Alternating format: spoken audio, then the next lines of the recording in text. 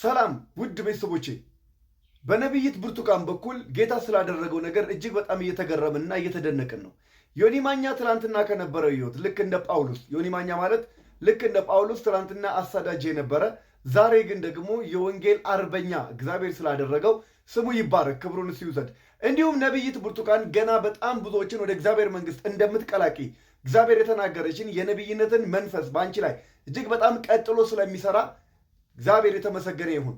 እና አንዳንድ ሰዎች አሉ ልክ እግዚአብሔር በአንተ መልካም ነገር መስራት ሲጀምር፣ እግዚአብሔር በአንተ አስደናቂ ነገር ማድረግ ሲጀምር የድሮ ታሪክን በልጅነትህ በለጋነትህ በመንፈሳዊ ለጋነት በመንፈሳዊ ልጅነት ውስጥ ሆነ የተናገርከውን ነገር ሰዎች ሲሳደቡ የተናገርከውን ነገር አምጥተው ሊያሸማቅቁ የሚፈልጉ የሟርት መንፈስ ያለባቸው ሰዎች አሉ፣ ፕሮቴስቶች አሉ።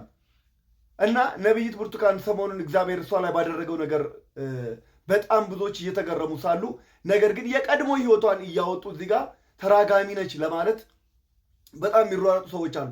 እኛ የምናየው የቀድሞ ድካምሽን ሳይሆን የቀድሞ የልጅነት ባህሪሽን ሳይሆን ዛሬ ላይ ያለሽ እግዚአብሔር የሚሰራበትን ያንን መንፈስ ወደነዋል፣ እንወደዋለን።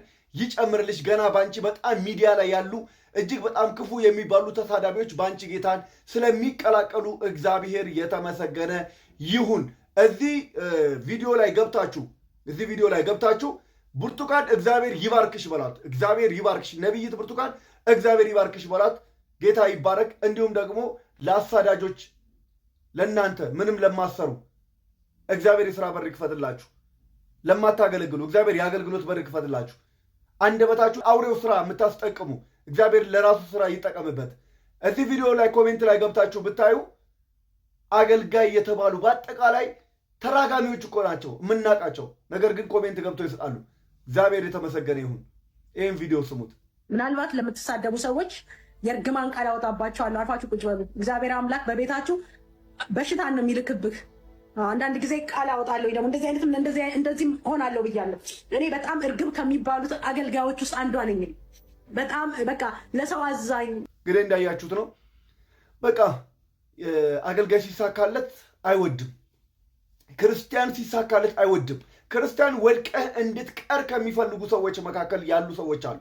እናንተ ግን ሰዎች ከድካማቸው ሲበረቱ በርቱ፣ ጀግና የምትሉ ሰዎች እናንተ እውነተኛ የእግዚአብሔር መንፈስ በእናንተ ውስጥ አለ።